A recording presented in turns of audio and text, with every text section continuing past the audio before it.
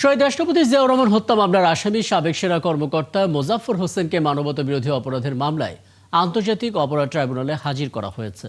সকালে সেনাবাহিনীর কড়া তত্ত্বাবধানে তাকে ট্রাইব্যুনালে নিয়ে যাওয়া হয়। এর আগে ট্রাইব্যুনালের চিফ প্রসিকিউটরের করা আবেদনের প্রেক্ষিতে বিচারপতি নজরুল ইসলাম চৌধুরীর নেতৃত্বাধীন ৩ সদস্যের আন্তর্জাতিক অপরাধ ট্রাইব্যুনাল ২ তাকে হাজির করার এই নির্দেশ দিয়েছিলেন।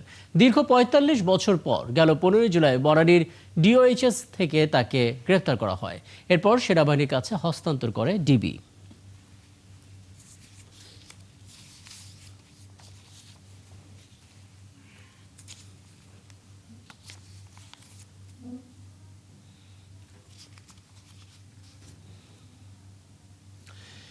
রাজধানীতে চাঁদাবাজদের দৌরাত্মে অসহায় ব্যবসায়ী থেকে সাধারণ নাগরিক। গত সপ্তাহে ধানমন্ডি মিরপুরে বন্ধ হয়ে গেছে বেশ কয়েকটি ব্যবসা প্রতিষ্ঠান সহ ভবনের নির্মাণ কাজ। এদিকে ১,০০০-এরও বেশি চাঁদাবাজদের একটি তালিকা করেছে ঢাকা মহানগর পুলিশ। প্রায় অভিযানের খবর এলেও থেমে নেই দুর্বৃত্তরা। এর কারণ হিসেবে আইনশৃঙ্খলা বাহিনীর তৎপরতার অভাবকেই দায়ী করছেন বিশেষজ্ঞরা। সুমন তানভীরের প্রতিবেদন।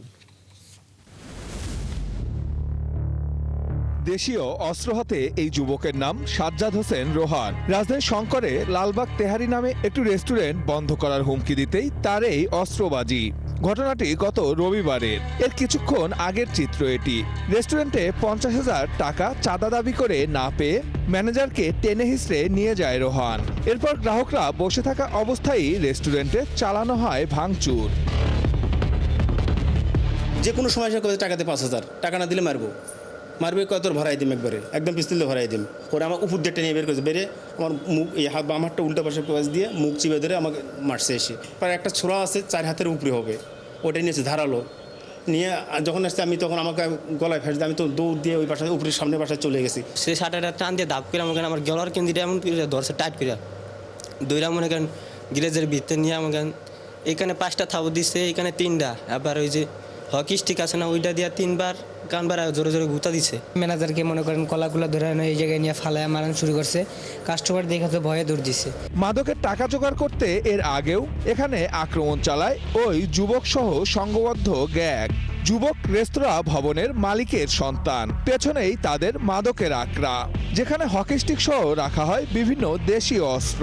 ভিতরে অনেকগুলো লোক থাকে, এর সাথে 8-10টা ছেলেপান থাকে যারা সবসময় এদের সাথেই থাকে। পিস্তল ঠেকাইলো, বললো যে তোরে টাকা দিতে বলছি, তুই টাকা দিতেন বললি কেন যে দিব না। বারবার লোড করতেছে, আবার আনলোড করতেছে। পরবর্তীতে আমি স্বীকার পাইলাম যে আচ্ছা আমি অন্য ব্রাঞ্চ থেকে ম্যানেজ করে আপনাকে দিচ্ছি। সে নগদ টাকার জন্য যখন তখন এসে 20,000, 30,000, 10,000 টাকা দাবি করে, টাকা দিতে অস্বীকার করলে যখন তখন হামলা চালায় এবং গালমন্দ করে, মারধর করে। আমার পাশে দোকানদার তার সাথে করেছে, এই পাশে আরেকটা দোকান, এখানে একটা রেস্টুরেন্ট ছিল আলাউদ্দিন, সেই ভদ্রলোক তার সাথে করেছে এবং সেই দোকান বন্ধ করে দিতে বাধ্য হয়েছে। দুই ভাইয়ের ভয়ে এই এলাকায় ব্যবসা গুটিয়ে চলে যেতে হয়েছে বেশ কয়েকজনকে, যা সবগুলোই এখন বন্ধ। কার ইন্ধনে এই অস্ত্রবাজি করছে তারা তা জানতে তার বাসায় গিয়েও দেখা মেলেনি, ফোনেও পাওয়া যায়নি তাদের। রোহন ভাই, পুলিশের দাবি মামলা হওয়ার পর থেকেই তাদের গ্রেপ্তারে অভিযান চলছে। ব্যবসায়ীদের নির্বিঘ্নে ব্যবসা চালিয়ে যেতেও আশ্বস্ত করা হয়েছে। আমরা যে পরে গত দিনের যে ঘটনায় মামলা নিচ্ছে, ঠিক আছে, মামলা নিচ্ছে, আমরা তদন্ত সাপেক্ষে ওটা আমরা আসামি সতর্ক সাপেক্ষে আসামি অ্যারেস্ট করবো আর কি, ঠিক আছে। আর এটি রাজধানীর মিরপুরের দোয়ারিপাড়ার চিত্র। নির্মাণাধীন একটি ভবনে দেশীয় অস্ত্র নিয়ে মহড়া দিতে দেখা যাচ্ছে কয়েকজনকে। স্থানীয়দের থেকে মেলে কয়েকজনের নামও। এই যুবকের নাম মোহাম্মদ জামাল, লাল গেঞ্জি পরা এই লোকের নাম আব্দুল হক, আরেকজনের নাম শিপু। অন্য আরেকটি ভবনের কাজ বন্ধ করার হুমকি দিতে দেখা যায় যাকে। দুয়ারিপাড়ার ওই ভবনে গিয়ে কথা হয় শ্রমিকদের সঙ্গে। কদিন পর পর দলবল নিয়ে কাজ বন্ধ করে দেওয়া হয় বলে জানায় তারা। কইতাছে পিডেলে তাহলে আর কাজ যাবে না। পরে ব্যাগটি দৌড় বাইছে, ওই পাশে ঝাঁপ দেন, আমরা পাশায় গেছি। সিসি ক্যামেরা লাগাইছি, লাগানোর পরে আবার একদিকে রাস্তা দেখছে কি ক্যামেরা আছে, ভিতরে ঢুকে না। পরে পোলা পাইন দিয়ে সিসি ক্যামেরা খুলে নিয়ে গেছে। এখন ওদেরকে চান্দা না দিলে না কাজ করে দেবো না। ওই প্লট দিয়েছে 10 লাখ, আপনারা টাকা দিবেন না। যেই কাম করে সে দিয়েছে 5 লাখ, কাম করে আপনি দিবেন না টাকা। ওদের কথা হলো টাকা দিলে কাজ করতে পারবো না, কাজ করতে পারবো না। চাঁদাবাজদের এই দৌরত্ব কেন থামানো যাচ্ছে না? একজন বিশ্লেষক বলছেন, রাজনীতি এর পেছনে একটি বড় কারণ, আর পুলিশেরও অপরাধ দমনে অনীহা রয়েছে। ভাগবাটোয়ারার যারা অংশীজন বা যারা এই সুবিধা যারা ভোগ করেন, তাদেরকে যদি আমরা আইনের আওতায় আনতে না পারি এবং দৃষ্টান্তমূলক শাস্তির ব্যবস্থা তৈরি করা সম্ভব না হয়, তখন এই চাঁদাবাজি নামক অপরাধকে নিয়ন্ত্রণ করাটা খুবই কঠিন। বিভিন্ন বণিক সংগঠনের জরিপ বলছে 2024 সালে রাজনৈতিক পট পরিবর্তনের পর রাজধানীতে চাঁদাবাজি বেড়েছে 20 থেকে 50%। সুমন তানভীর, 71, ঢাকা। মিয়ানমার হয়ে চীনের সাথে রেল যোগাযোগের পরিকল্পনা বাংলাদেশে। চীন সফর থেকে ফিরে এ নিয়ে কাজ করার নির্দেশ দিয়েছেন প্রধানমন্ত্রী তারেক রহমান। রেলপথ মন্ত্রণালয়ের সচিব ফাহিমুল ইসলাম জানান, নির্দেশনা অনুযায়ী মিয়ানমার সীমান্তের 0 পয়েন্ট ঘুমধুম পর্যন্ত লাইন বসানোর কাজ শুরু করবেন তারা। মোহন ইসলামের প্রতিবেদন। ক্ষমতাচ্যুত আওয়ামী লীগের সময় চট্টগ্রামের দোহাজারী থেকে বান্দরবানের গুমদুম সীমান্ত পর্যন্ত রেললাইন সংযোগের প্রকল্প নেওয়া হয়। পরে কক্সবাজার পর্যন্ত রেল সংযোগ হলেও বাকি অংশ বাদ দেওয়া হয়। যদিও গুমদুম সীমান্ত পর্যন্ত রেললাইন বসাতে আগেই সমীক্ষা করেছে রেলওয়ে। বাংলাদেশ থেকে মিয়ানমার হয়ে সরাসরি চীন পর্যন্ত ট্রেন চালানোর পরিকল্পনায় এগুচ্ছে সরকার। সম্প্রতি প্রধানমন্ত্রী তারেক রহমান চীন সফর থেকে ফিরে এ বিষয়ে নির্দেশনা দেন। বাংলাদেশের কক্সবাজার থেকে গুমদুম পর্যন্ত যেটি আমরা ওই প্রজেক্ট থেকে আমরা এটা কাটিল করেছিলাম, এটা আবার আমরা এটা ইমপ্লিমেন্ট করব বলে আমরা আশা করছি। পরিকল্পনা অনুযায়ী কক্সবাজার স্টেশন থেকে রেললাইন সংযোগ করা হবে গুমদুম সীমান্ত পর্যন্ত। আমার পেছনের অংশ মায়ানমার, আর এই শূন্যরেখা পর্যন্ত বাংলাদেশ রেলওয়ের একটি প্রকল্প ছিল। সেই প্রকল্পটি পরবর্তীতে বাতিল করা হয়, কিন্তু প্রধানমন্ত্রীর চীন সফর পর আবারও নতুন করে আলোর মুখ দেখছে এই রেল সংযোগের প্রকল্পটি। তবে চীনের সাথে সরাসরি রেল যোগাযোগের ক্ষেত্রে বেশ জটিলতা রয়েছে। বিশেষ করে যুদ্ধ চলা মিয়ানমারের অভ্যন্তরীণ পরিস্থিতি গুরুত্বপূর্ণ। এর বাইরেও রেল সংশ্লিষ্ট কিছু জটিলতা আছে বলে জানান রেলপথ মন্ত্রণালয়ের সচিব। ওই পারে মিয়ানমারের দিকে কিন্তু প্রায় 150 থেকে 170 কিলোমিটার দূরে কিন্তু রেল লাইন। তাদের একই সাথে তারা যদি তাদের দিকটা কানেক্ট না করে, তাহলে আমি শুধু এককভাবে আমরা করে কিন্তু আমরা এই বেনিফিটটা আমরা নিতে পারবো না। এর জন্য এটা বাইল্যাটারাল একটার সঙ্গে হয়তো ভবিষ্যতে দ্বিপাক্ষিক আলোচনার পরিপ্রেক্ষিতে আমরা এগোবো। একদিকে স্বৈরাচারী আওয়ামী লীগের সময় করা বাংলাদেশের ভূখণ্ড ব্যবহার করে ভারতের রেল চলাচলের চুক্তি বাতিল, অন্যদিকে চীনের সাথে সরাসরি রেল যোগাযোগের পরিকল্পনা। এ নিয়ে ভূরাজনীতির চাল কোন দিকে যায় সেটাও দেখার বিষয়। মোহন ইসলাম, 71, ঘুমদুম সীমান্ত, বান্দরবান।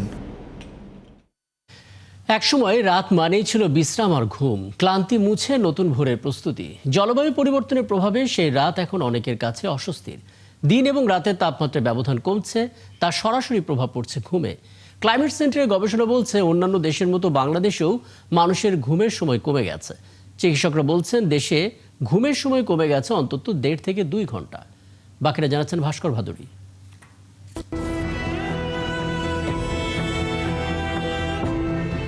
রাত গভীর হলেও ঘুম আসছে না, এলেও বারবার তা ভেঙে যাচ্ছে।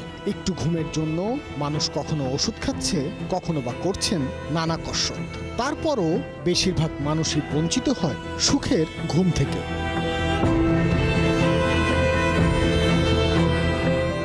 ক্লাইমেট সেন্ট্রালের বছরে 72 থেকে 84 ঘন্টা পর্যন্ত কম ঘুমাচ্ছে। জলবায়ু পরিবর্তন ও পরিবেশ বিপর্যয়ের কারণে দিন ও রাতের তাপমাত্রা প্রায় সমান হয়ে যাচ্ছে, তাই ব্যাঘাত ঘটছে ঘুমের। এই গবেষণায় দেখা যায়, বাংলাদেশে সবথেকে বেশি ঘুমের সমস্যার মধ্যে দিয়ে সময় পার করছেন চট্টগ্রাম অঞ্চলের মানুষ। বছরে তাদের 84 ঘন্টা ঘুম কম হয়। এরপরেই আছে খুলনা, সেখানে বছরে 79 ঘন্টা ঘুম হারাচ্ছে মানুষ। তারপরই প্রাণের শহর ঢাকায় বছরে 76 ঘন্টা ঘুম হারাচ্ছে রাজধানীবাসী। প্রায় একই পরিস্থিতি রাজশাহী আর গাজীপুরেও। এই দুই শহরে 76 ও 74 ঘন্টা ঘুম হারিয়ে যাচ্ছে মানুষের কাছ থেকে। রাজধানী ঢাকার বিভিন্ন এলাকার পরিস্থিতিও প্রায় একই। মিরপুরের মানুষের বছরে ঘুম চুরি হচ্ছে 77 ঘন্টা, একই পরিসংখ্যান পল্লবীরও। আর বিভিন্ন কারণে আলোচিত মোহাম্মদপুরের অধিবাসীদের ঘুম হারাচ্ছে 73 ঘন্টা। এই গবেষণায় সামগ্রিক চিত্র উঠে আসেনি বলে মনে করছেন পরিবেশবিদেরা। নিম্ন আয়ের এই মার্জিনাল পিপলদের ক্ষেত্রে এইটি যদি আলাদা করে একটা জরিপ করা হয় সেটি আরও কয়েক গুণ বৃদ্ধি পাবে, কারণ তারা আসলেই রাত্রে ঘুমাতে পারে না। এপ্রিল মাস থেকেই শুরু হয়ে যায় এই নিদ্রাহীন দিনগুলো, এবং এটি কখনো কখনো অক্টোবর মাস পর্যন্ত প্রলঙ্গেট হয়, 5-6 মাস পর্যন্ত এটি হয়। তাহলে 180 দিনের বেশি দিনেই এই ধরনের কম বেশি এটি ঘটনা ঘটছে। চিকিৎসকেরা জানান সাধারণত 1.5 থেকে 2 ঘন্টা ঘুম কম হয় বাংলাদেশের মানুষের। এর সাথে জলবায়ু পরিবর্তনের কারণে আরও 11% কমে গেছে ঘুমের পরিমাণ।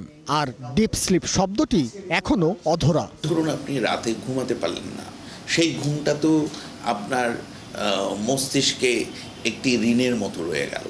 যিনি রাতের বেলা ঘুমাতে পারবেন না, ইমিডিয়েটলি দেখা যায় পরের দিনের কাজগুলোয় তিনি মনোনিবেশ করতে পারছেন না।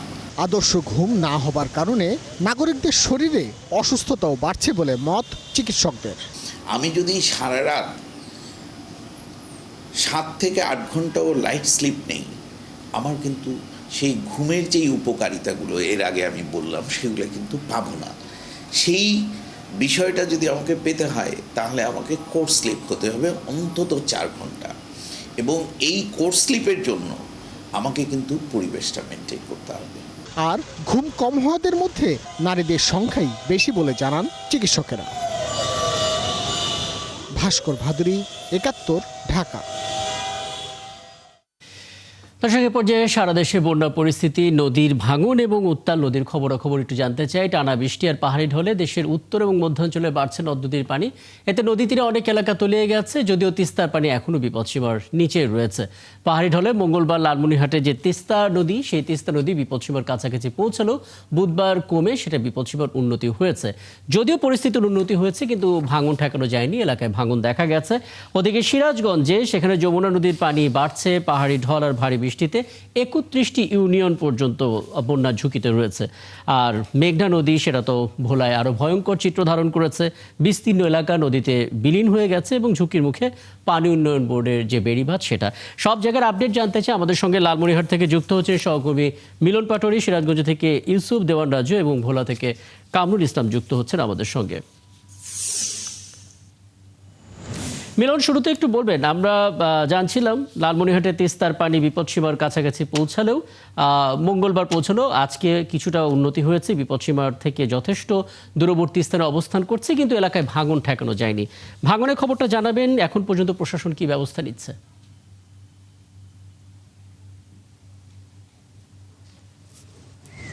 রাকিব, লালমনিরহাটে তিস্তা শুধু যে ভাঙন দেখা দিয়েছে তা না, তিস্তা, ধল্লা এবং রত্নাই নদীতে এই বন্যার পানি ওঠানামা করার কারণে সেখানে বিভিন্ন স্থানে ভাঙন দেখা দিয়েছে। ভাঙন রোধে পানি উন্নয়ন বোর্ড বিভিন্ন স্থানে জিও ব্যাগ ফেলে এবং তারা যে ওই স্থানীয় গ্রামবাসীদের সহায়তায় এবং ঠিকাদার নিযুক্ত করে জিও ব্যাগ ফেলে ভাঙন মেরামতের কার্যক্রম চালিয়ে যাচ্ছে। কিন্তু যেভাবে ভাঙনের তীব্র দেখা দিয়েছে সেখানে পানি উন্নয়ন বোর্ডের এই মানে সামান্য যে তাদের ব্যবস্থাপনা, এই ব্যবস্থাপনা সেখানে হিমশিম খাচ্ছে। তবে মগলহাটের ধল্লা নদীর যে এসপার বাঁধ নির্মাণের জন্য ইতিমধ্যে পানি উন্নয়ন বোর্ড সমস্ত প্রস্তুতি শেষ করেছে। শুধু একনেকে অনুমোদন হয়ে গেলে সেই ধল্লার কাজ শুরু হবে। তবে তিস্তার পানি উন্নয়ন বোর্ড আমাদের জানিয়েছে যে তিস্তার 22টি পয়েন্টে ইতিমধ্যে ভাঙন দেখা দিয়েছে এবং ধল্লা নদীর প্রায় 10টি পয়েন্টে ভাঙন দেখা দিয়েছে।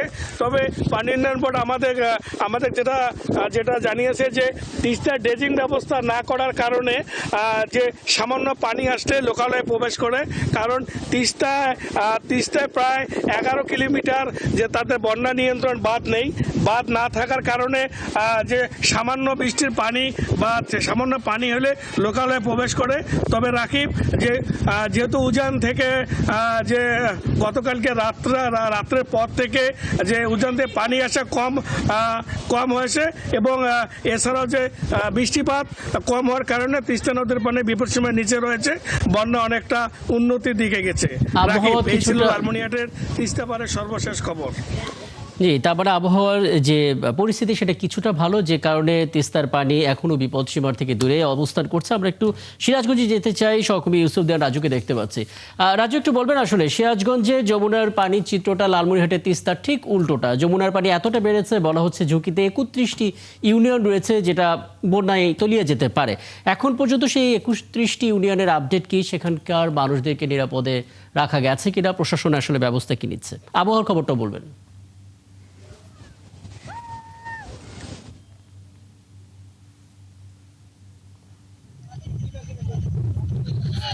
রাকিব, গত এক সপ্তাহ ধরে উজান থেকে নেমে আসা পাহাড়ি ঢল ও ভারী বর্ষণে সিরাজগঞ্জের যমুনা নদীর পানি অব্যাহত গতিতে বৃদ্ধি পাচ্ছে। ফলে যে যমুনার চিরচেনা রূপ, সেই যমুনার তাণ্ডব কিন্তু শুরু হয়েছে সিরাজগঞ্জ সদর উপজেলা সহ 5টি উপজেলায়। আমি এখন দাঁড়িয়েছি সিরাজগঞ্জের শহরকাহাট পয়েন্টে। গত 24 ঘন্টায় কিন্তু এই শহরকাহাট পয়েন্টের পানি 1 সেন্টিমিটার বৃদ্ধি পেয়েছে। এই বৃদ্ধির ফলে কিন্তু এখন পর্যন্ত যমুনার যে বিপদসীমা, সেই বিপদসীমার 54 সেন্টিমিটার নিচ দিয়ে প্রবাহিত হচ্ছে। একই সাথে গত টানা 1 সপ্তাহের বর্ষণে সিরাজগঞ্জের যমুনা নদীর পানি যেভাবে বৃদ্ধি পেয়েছে, এতে কিন্তু সিরাজগঞ্জের 31টা ইউনিয়নে কিন্তু বন্যার ঝুঁকি এর মধ্যে রয়েছে। ইতিমধ্যেই সিরাজগঞ্জের কাজীপুর উপজেলার যে চরবিরিশ ইউনিয়ন রয়েছে, চরবিরিশ ইউনিয়নের গত 1 মাসে তীব্র ভাঙনে কিন্তু প্রায় শতাধিক ঘরবাড়ি নদীগর্ভে বিলীন হয়েছে এবং অনেকেই সয় সম্বলহীন হারিয়ে নদীর পাড়ে আশ্রয় নিয়েছে। একই সাথে যদি বলি যে কাজীপুর, সিরাজগঞ্জ সদর, বেলকুচি, চোহালি এবং এনায়তপুরে এবং চোহালিতে কিন্তু তীব্র ভাঙন শুরু হয়েছে। এতে কিন্তু মানুষ সয় সম্বল হারিয়ে নদীর তীরে আশ্রয় নিলেও কিন্তু তারা সেই নদী রক্ষা বাঁধের উপরে কিন্তু আস্থা রাখতে পারছেন না, কারণ পানি উন্নয়নের বোর্ডের যে একটা তদারকি, সেই তদারকি কিন্তু নিয়ে বললে চলে। একই সাথে যারা গৃহহীন হয়েছে, বাড়িঘর নদীগর্ভে বিলীন হয়েছে, তারা কিন্তু এখন পর্যন্ত কোনো সরকারি ভাবে ত্রাণ সহায়তা পায়নি। তাদের মধ্যে ক্ষোভ রয়েছে। সিরাজগঞ্জ জেলা প্রশাসনের পক্ষ থেকে একটি বিশেষ টিম ঘটনা হলেও কিন্তু তারা কিন্তু প্রত্যাশিত অনুযায়ী যারা ঘর বাড়ি হারাচ্ছে, তারা কিন্তু সেই সুযোগ সুবিধা পাচ্ছে না। তারা যেটা জানিয়েছেন যে তাদের দীর্ঘদিনের প্রত্যাশা যে একটি স্থায়ী রক্ষা বাঁধ, সেই বাঁধটাও কিন্তু সরকারের পক্ষ থেকে নির্মাণ করা হয়নি। বিগত সময়ে তারা নানান প্রতিশ্রুতি দিলেও কিন্তু অনেকগুলো তথ্য জেনাম ভোলার খবরটাও একটু নিতে চাই। সহকর্মী কামরুল ইসলাম যুক্ত হচ্ছেন আমাদের সঙ্গে। কামরুল, আমরা বলছিলাম ভোলায় মেঘনা নদীর ছবিটা রীতিমতো ভয়ঙ্কর হয়ে উঠেছে এবং সেখানে আসলে শিবপুরের বিস্তীর্ণ এলাকা এরই মধ্যে নদীতে বিলীন হয়ে গেছে। 1000-এরও বেশি বাড়িঘর স্থাপনা ক্ষতিগ্রস্ত হবে, এমনটা বলছিলেন, আমরা দেখলাম নদী পাড়ের বাসিন্দারা। এখন পর্যন্ত আসলে ঝুঁকিপূর্ণ যারা রয়েছেন তাদের জন্য আসলে কি ধরনের ব্যবস্থা প্রশাসন নিয়েছে একটু বলবেন? তাদের জন্য যে সমস্ত সাহায্যের প্রয়োজন ছিল সেগুলো ঠিকঠাক মতো এসেছে কিনা?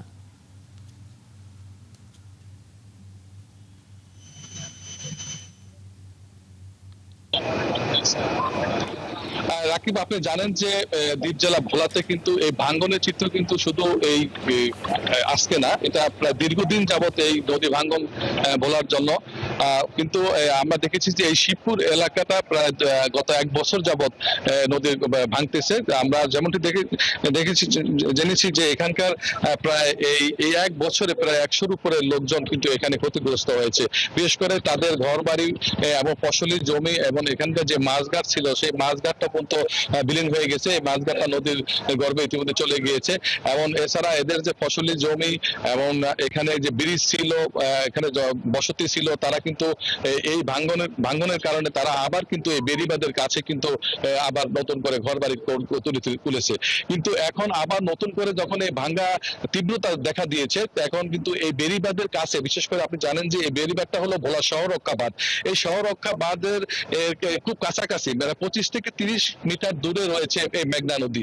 এই মেঘনা নদী যদি এই শহর রক্ষা বাঁধ যদি ভেঙে যায়, তাহলে কিন্তু ভোলা শহর সহ এই ইউনিয়নে প্রায় কয়েক হাজার মানুষ কিন্তু পানিবন্দী হয়ে পড়বেন এবং ভোলা শহরে কিন্তু পানি চলে আসবে। তবে আমরা এই ব্যাপারে কিন্তু পানি উন্নয়ন বোর্ডের সাথে কথা বলেছি। তারা আমাদেরকে জানিয়েছেন যে ইতিমধ্যে তারা পানি উন্নয়নের নির্বাহী প্রকৌশলী জিয়াউদ্দিন আরিফ জানান যে শিবপুরে নদী ভাঙ্গন রোধে তারা 686 কোটি টাকার ব্যয় একটি দীর্ঘমেয়াদী প্রকল্প প্রণয়ন করা হয়েছে।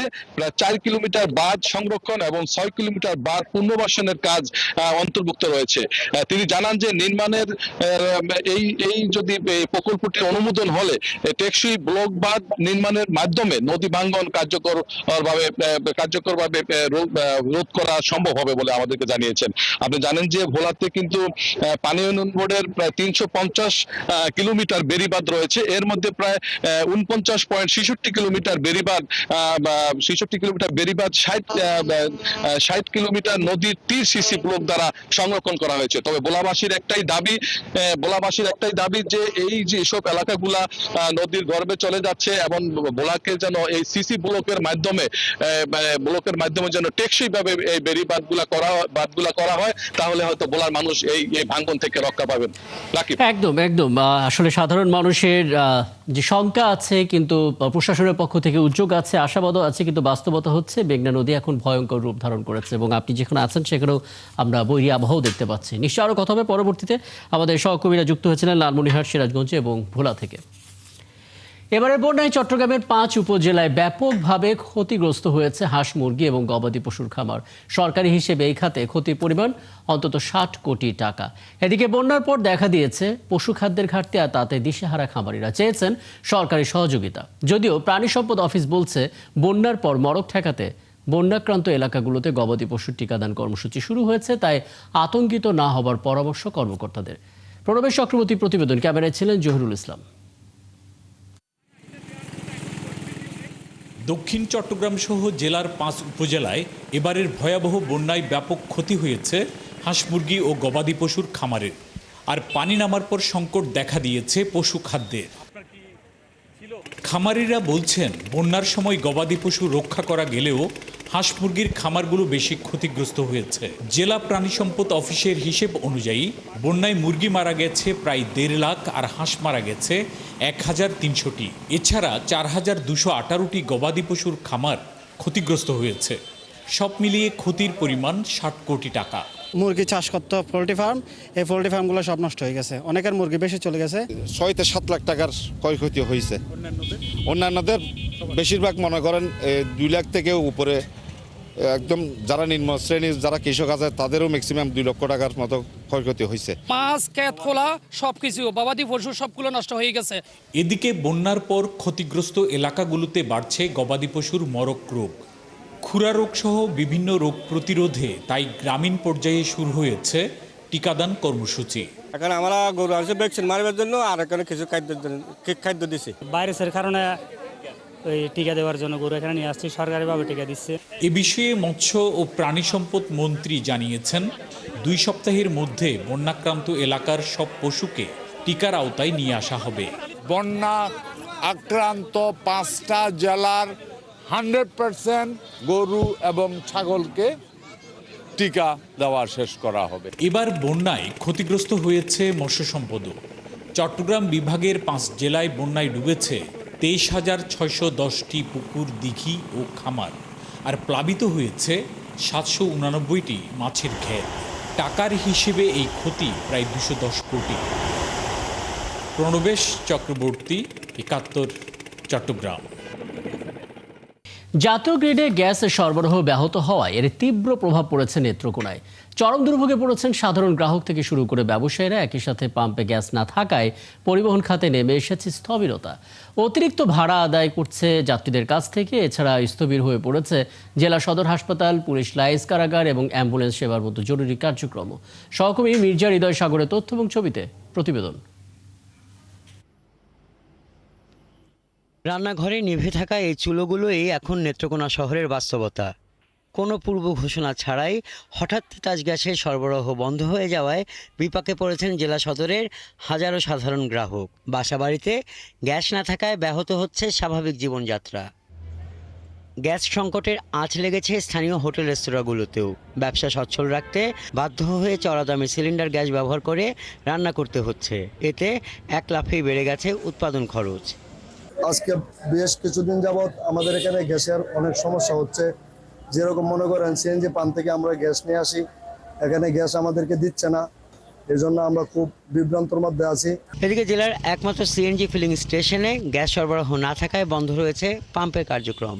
গ্যাস না পেয়ে রাস্তায় অটোরিকশা চলাচল সীমিত হয়ে গেছে। গ্যাসের জন্য আমি যাব কলমাকান্দা, মামিসিং গ্যাস নাই, মনে হচ্ছে নেত্রকোনাতে গ্যাস নেব। এখানেও গ্যাস নাই, এখন কি যে হয় বলা যাচ্ছে না। আমরা চলাচল করুন কি দিয়ে সামনের দিকে, আমরা চলার তো কোনো ব্যবস্থা নাই। আগে ভাড়া ছিল 120 টাকা যতসব আপনার মোহনগঞ্জ, এখন ভাড়া চাচ্ছে 150 টাকা। পাম্প কর্তৃপক্ষ জানিয়েছে জাতীয় গ্রিড থেকে গ্যাস সরবরাহ সম্পূর্ণ বন্ধ থাকায় প্রতিদিন বিপুল পরিমাণ আর্থিক লোকসান গুনতে হচ্ছে। আমরা একদম গ্যাস পাচ্ছি না।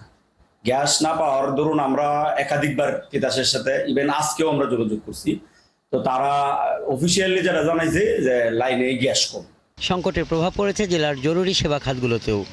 তিতাস গ্যাস কর্তৃপক্ষ বলছে এর মধ্যে গ্যাস সংকটের বিষয়ে মাইকিং হয়েছে, আশা করা যাচ্ছে খুব দ্রুতই সমাধান হবে। আজকে সকাল থেকে টার্মিনাল সম্পূর্ণ বন্ধ হয়ে যাওয়াতে এলএনজি টার্মিনাল একেবারে গ্যাস সরবরাহ শূন্যে নেমে গেছে। তো আমাদের বর্তমানে গ্যাস সরবরাহ একেবারে শূন্য, তো যে কারণে গ্রাহক পর্যায়ে কোনো গ্যাস আমরা আপাতত সরবরাহ করতে পারছি না। নেত্রকোনায় Titas gas transmission and distribution পিএলসির মোট গ্রাহক 5600। হাসান আহমেদ, 71। দর্শক, শিরোনামে বলছিলাম মানবতা বিরোধী অপরাধের অভিযোগে সাবেক রাষ্ট্রপতি জিয়াউর রহমান হত্যা মামলার অন্যতম আসামি মোজাফফর হোসেনকে আন্তর্জাতিক অপরাধ ট্রাইব্যুনালে হাজির করা হয়েছে। ট্রাইব্যুনালে আছেন সহকর্মী সিফাত ফারুকী, যুক্ত হচ্ছেন আমাদের সঙ্গে। সিফাত, আমরা দেখছিলাম আসামি মোজাফফর হোসেনকে আন্তর্জাতিক অপরাধ ট্রাইব্যুনালে আনা হয়েছে, তাও ঘণ্টা দেড়েক আগে, এবং এখনও বোধ করি তিনি সেখানে আছেন। কি অভিযোগ তার বিরুদ্ধে আনা হয়েছে একটু বলবেন, এবং তাকে অন্য কোনো মামলার আসামি হিসেবে গ্রহণ করা হয়েছে কিনা, এখন ঠিক এই মুহূর্তে আসলে ট্রাইব্যুনালে কি চলছে একটু জানাবেন আমাদেরকে সিফাত।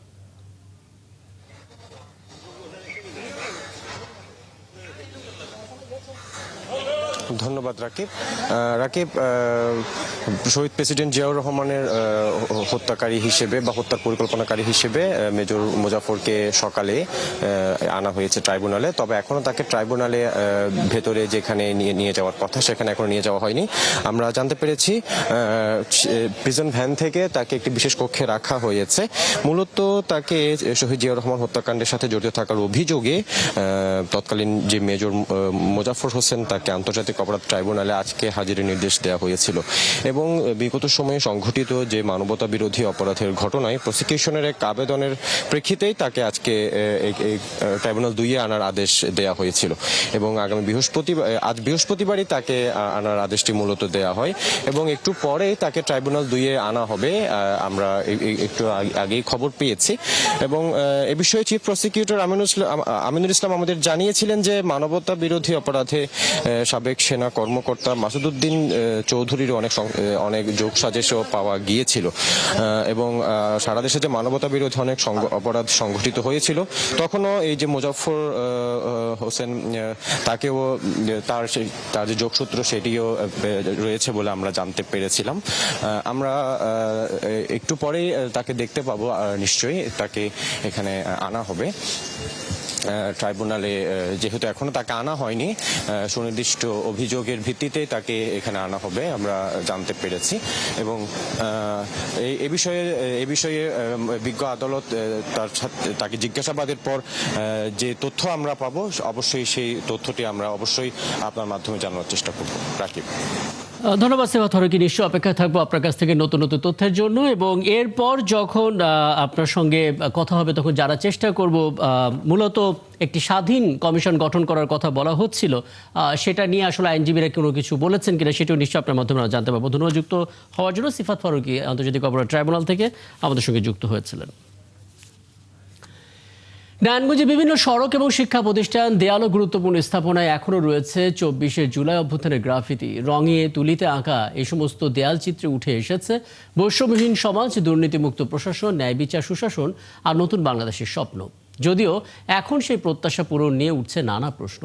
হাবিবুর রহমানের তথ্য এবং ছবিতে বিস্তারিত। নারায়ণগঞ্জ শহরে চাষারা, 2 নম্বর রেলগেট, দেওভোগ, খানপুর, ফতুল্লা, সিদ্ধিরগঞ্জ সহ বিভিন্ন এলাকায় এখনও দেখা যায় আন্দোলনের সময় আঁকা গ্রাফিতি। কোথাও কোথাও সেগুলো অক্ষত রয়েছে, কোথাও আবার নতুন রঙের প্রলেপে কিছুটা মুছে গেছে। রং তুলিতে আঁকা এসব দেয়াল চিত্রে রয়েছে বৈষম্যহীন সমাজ, দুর্নীতিমুক্ত প্রশাসন, ন্যায় বিচার, সুশাসন এবং নতুন বাংলাদেশ গড়ার স্বপ্ন। কিন্তু তা কতটুকু বাস্তবায়ন হয়েছে সে নিয়ে উঠেছে প্রশ্ন। দেয়ালের লিখনগুলোতে ফুটে উঠেছিল বৈষম্যহীন একটি রাষ্ট্র, এবং যেই রাষ্ট্রে প্রত্যেক নাগরিক তার সমান অধিকার পাবে, প্রত্যেকটা জাতি এই বাংলাদেশে সুন্দরভাবে বসবাস করবে। কিন্তু আমরা জুলাইয়ের পরে সেই গ্রাফিতির আর কোনো বাস্তবায়ন ওইভাবে আমরা দেখতে পাইনি। ছাত্র জনতা যে আকাঙ্ক্ষা নিয়ে জুলাই গণঅভ্যুত্থান হয়েছিল, সে আকাঙ্ক্ষার আমার মনে হয় না যে 20% বাস্তবায়ন হয়েছে। জুলাই সনদ বাস্তবায়ন হয় নাই, আদৌ এটা আলোর মুখ দেখবে কিনা এটা সন্দেহহীন আছে। জাতীয় নাগরিক পার্টির জেলা সাংগঠনিক সম্পাদক জানান, জুলাই আন্দোলনের মূল লক্ষ্য বৈষম্যহীন, গণতান্ত্রিক ও জবাবদিহিমূলক রাষ্ট্র গঠন, যা বাস্তবায়ন করতে এখনও অনেক কাজ বাকি রয়েছে। আমরা এই জুলাইকে কেন্দ্র করে উদ্যোগ নিয়েছি আবারও এই 24-এর জুলাইয়ের মতো, আগস্টের মতো, আগস্ট পরবর্তী সময়ে যেভাবে গ্রাফিতি অঙ্কন হয়েছিল, আমরা জাতীয় নাগরিক পার্টি নারায়ণগঞ্জ জেলা এবং এর সহযোগী অঙ্গ সংগঠন উদ্যোগ নিয়েছি। আমরা এবছর এই জুলাইকে কেন্দ্র করে আমরা বিভিন্ন জায়গায় আবার গ্রাফিতিগুলো অঙ্কন করব। সুদের মতে জুলাই আন্দোলনের অঙ্গীকার বাস্তবায়নে প্রশাসন, রাজনৈতিক নেতৃত্ব এবং নাগরিক সমাজকে সমন্বিতভাবে কাজ করতে হবে।